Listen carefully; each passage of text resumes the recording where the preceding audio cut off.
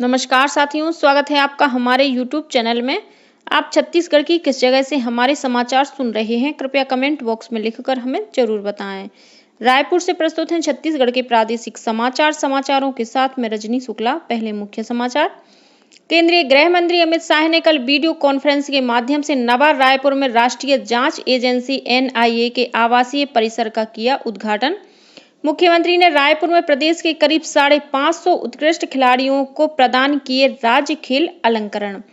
छत्तीसगढ़ से थल सेना में चुने गए 1300 से अधिक अग्निवीर सैनिकों को रायपुर में उप मुख्यमंत्री विजय शर्मा ने किया सम्मानित। और प्रदेश में सक्रिय द्रोणिका के कारण 16 से 19 मार्च तक कुछ स्थानों पर गरज चमक के साथ पड़ सकती हैं बौछारें। कहीं-कहीं वज्रपात और ओलावृष्टि होने के भी आसार। अब समाचार विस्तार से। केंद्रीय गृह मंत्री अमित शाह ने कल वीडियो कॉन्फ्रेंस के माध्यम से नवा रायपुर में राष्ट्रीय जांच एजेंसी NIA के आवासीय परिसर का उद्घाटन किया। यह आवासीय परिसर नवा रायपुर से सेक्टर 30 में बनाया गया है। इस मौके पर श्री शाह ने आपराधिक कानूनों पर मार्गदर्शन के लिए बनाए गए मोबाइल ऐप संकलन का लोकार्पण भी किया। इस कार्यक्रम में NIA के छत्तीसगढ़ में पदस्थ अधिकारियों के साथ ही छत्तीसगढ़ के गृह विभाग के अधिकारी भी उपस्थित थे। प्रधानमंत्री नरेंद्र मोदी ने कहा है कि PM स्वनिधि योजना रेहड़ी पटरी वालों के लिए जीवन रेखा साबित हुई है। उन्होंने कल दिल्ली में PM स्वनिधि लाभार्थियों को संबोधित किया। श्री मोदी ने इस योजना के तहत 1 लाख रेहड़ी पटरी वालों को ऋण वितरित किए। उन्होंने कहा कि लोगों ने कोविड के दौरान रेहड़ी पटरी वालों की ताकत देखी। प्रधानमंत्री ने कहा कि आज का स्वनिधि महोत्सव उन लोगों को समर्पित है जो हमेशा सबके आसपास रहते हैं और जिनके बिना लोग अपने जीवन की कल्पना भी नहीं कर सकते। उन्होंने रेहड़ी पटरी वालों और सड़क किनारे दुकानदारों को समाज में उनके योगदान के लिए बधाई दी। मुख्यमंत्री विष्णुदेव साय ने कल राजधानी रायपुर के दीनदयाल उपाध्याय ऑडिटोरियम में प्रदेश के करीब 550 उत्कृष्ट खिलाड़ियों को राज्य खेल अलंकरण से सम्मानित किया। ये पुरस्कार वर्ष 2019, 20 और 20-21 के लिए प्रदान किए गए। इनमें शहीद राजीव पांडे पुरस्कार के लिए 17 और शहीद कौशल यादव पुरस्कार के लिए 9 खिलाड़ियों को चुना गया। वहीं 3 खिलाड़ियों को वीर हनुमान सिंह पुरस्कार दिया गया। इसी तरह शहीद पंकज विक्रम सम्मान के लिए 43, शहीद विनोद चौबे सम्मान के लिए 10 तथा मुख्यमंत्री ट्रॉफी के लिए 51 खिलाड़ियों को चुना गया। कार्यक्रम की अध्यक्षता छत्तीसगढ़ विधानसभा के अध्यक्ष डॉक्टर रमन सिंह ने की। इस मौके पर सम्मानित खिलाड़ियों को बधाई देते हुए मुख्यमंत्री ने कहा कि पुरस्कार से खिलाड़ियों को प्रोत्साहन मिलता है। उन्होंने कहा कि प्रतिभाओं के निखरने से समाज भी निखरता है। जिन शहीदों के नाम पर खेल पुरस्कार दिए जाते हैं, उन शहीदों के परिजनों को भी मुख्यमंत्री ने कार्यक्रम में सम्मानित किया। वहीं विधानसभा अध्यक्ष डॉक्टर सिंह ने उत्कृष्ट खिलाड़ियों को शुभकामनाएं देते हुए कहा कि प्रदेश में खेल के विकास के लिए अनुकूल वातावरण बनाने की दिशा में लगातार प्रयास किए जा रहे हैं। प्रदेश के खिलाड़ियों की राष्ट्रीय स्तर पर सफलता भी इस बात का प्रमाण है। प्रदेश के खेल और युवा कल्याण मंत्री टंकराम वर्मा ने कहा कि राज्य में अब तक पुरस्कार प्राप्त करने वाले 74 खिलाड़ियों को सरकारी नौकरी दी जा चुकी है। वहीं उत्कृष्ट खिलाड़ियों की घोषणा के लिए समिति का गठन भी किया गया है। समिति की अनुशंसा के आधार पर जल्द ही उत्कृष्ट खिलाड़ियों की घोषणा भी की जाएगी। कार्यक्रम में रायपुर क्षेत्र के जनप्रतिनिधि तथा विभिन्न खेल संगठनों के पदाधिकारी भी मौजूद थे। छत्तीसगढ़ से थल सेना में चुने गए अग्निवीर सैनिकों को कल राजधानी के शहीद स्मारक भवन में आयोजित समारोह में सम्मानित किया गया। वर्ष 2022 में राज्य से 434 युवाओं का चयन हुआ था। वहीं पिछले वर्ष राज्य के 870 युवा थल सेना में चुने गए थे। प्रदेश के उप मुख्यमंत्री और गृह मंत्री विजय शर्मा ने इन अग्निवीर सैनिकों को प्रशस्ति पत्र देकर सम्मानित किया। इस मौके पर उन्होंने कहा कि पिछले वर्ष राज्य के विभिन्न जिलों में करीब 11,500 युवाओं ने अग्निवीर सेना भर्ती के लिए पंजीयन कराया था। वहीं इस बार 13,000 से अधिक युवाओं ने पंजीयन कराया है। उन्होंने कहा कि प्रदेश भर में अग्निवीरों के लिए राज्य सरकार द्वारा प्रशिक्षण कार्यक्रम चलाए गए थे। इसका निश्चित रूप से अभ्यर्थियों को लाभ मिला है। इस मौके पर श्री शर्मा ने रोजगार ऐप का लोकार्पण भी किया। इसके माध्यम से प्रदेश के बेरोजगार युवा अपने फोन के जरिए ही पंजीयन और नवीनीकरण कर सकेंगे। साथ ही उन्हें योग्यता के अनुसार उपलब्ध रोजगार की सूचना भी इसी मोबाइल ऐप के जरिए दी जाएगी। प्रदेश में सहकारिता के क्षेत्र में उत्कृष्ट कार्य करने वाली 5 सहकारी समितियों को अलग अलग वर्गों में राष्ट्रीय सहकारी विकास निगम द्वारा पुरस्कार से सम्मानित किया गया। राजधानी रायपुर में आयोजित समारोह में प्रदेश के सहकारिता मंत्री केदार कश्यप और राष्ट्रीय सहकारी विकास निगम के क्षेत्रीय निदेशक कैलाश कुमार कौशिक ने उत्कृष्ट समितियों को यह पुरस्कार प्रदान किए। सर्वश्रेष्ठ प्राथमिक कृषि शाख सहकारी समिति की श्रेणी में दुर्ग जिले की उतई समिति को पहला पुरस्कार दिया गया। वहीं बालोद जिले के नवागांव की आदिम जाति सेवा सहकारी समिति को दूसरा पुरस्कार दिया गया।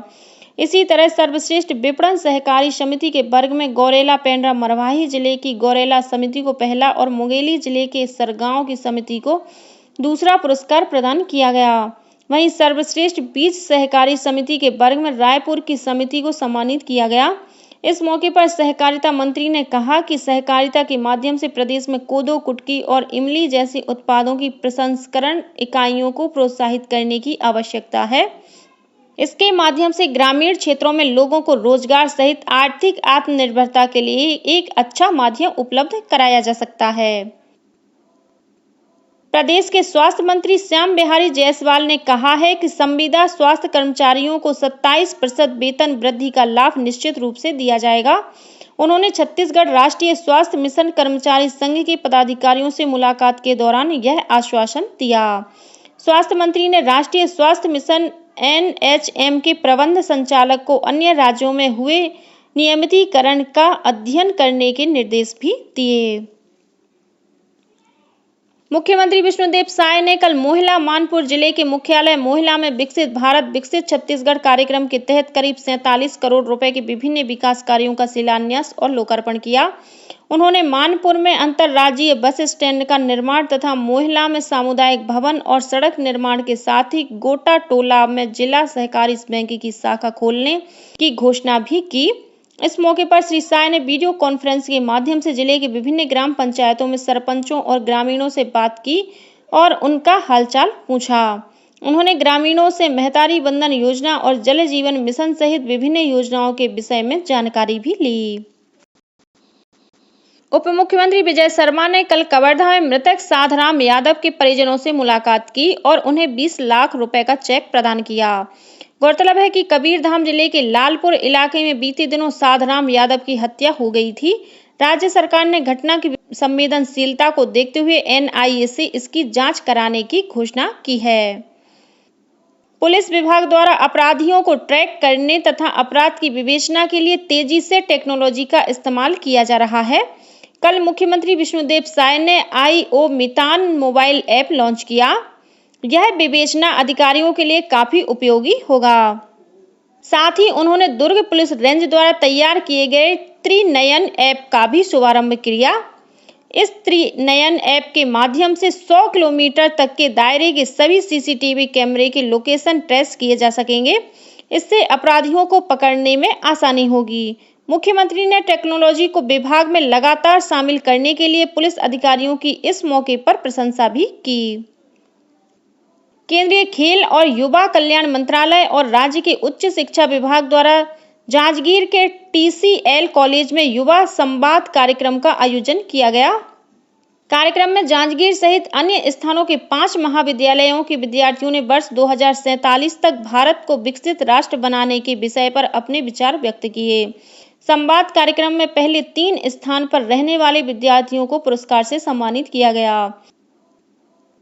होली त्योहार को देखते हुए रेलवे द्वारा सिकंदराबाद से दरभंगा तक एक फेरे के लिए होली स्पेशल ट्रेन चलाने का निर्णय लिया गया है।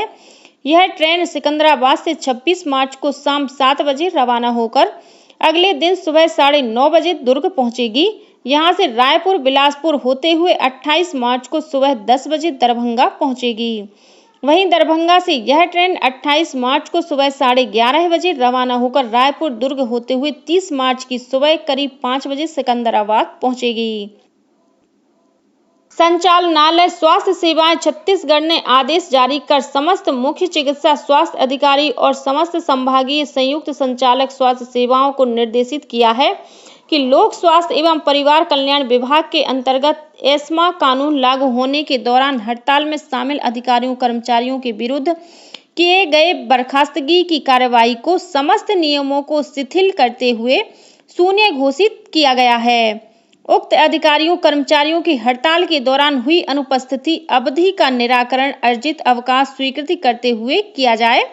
साथ ही यदि संबंधित अधिकारी कर्मचारी के अवकाश लेखा में अर्जित अवकाश उपलब्ध न हो तो असाधारण अवकाश स्वीकृत किया जाए। गौरतलब है कि छत्तीसगढ़ लोक स्वास्थ्य एवं परिवार कल्याण विभाग के अधिकारी कर्मचारी 11 अगस्त 2023 को एक दिवसीय हड़ताल एवं 21 अगस्त 2023 से अनिश्चितकालीन आंदोलन पर गए थे। और अब पेश है मौसम का हाल। प्रदेश के मौसम में अगले 2-3 दिनों के दौरान बदलाव के आसार हैं। पश्चिम बंगाल से छत्तीसगढ़ तक बनी द्रोणिका के कारण अगले 3 से 4 दिनों के दौरान प्रदेश में कुछ स्थानों पर हल्की वर्षा होने की संभावना है। मौसम विभाग के अनुसार पश्चिम बंगाल से तमिलनाडु तक बनी द्रोणिका का प्रभाव इस समय छत्तीसगढ़ के ऊपर भी बना हुआ है। इसके असर से 16 से 19 मार्च तक प्रदेश में कुछ स्थानों पर गरज चमक के साथ बौछारें पड़ सकती हैं।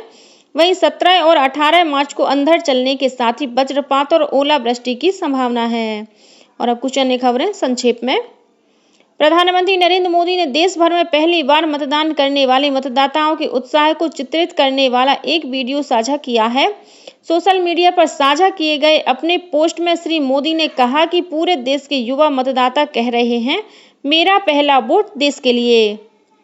मुख्यमंत्री विष्णुदेव साय कल रायपुर के पास पीटीएस माना कैंप में आयोजित छत्तीसगढ़ पुलिस राज्य स्तरीय खेल कूद प्रतियोगिता के समापन समारोह में शामिल हुए।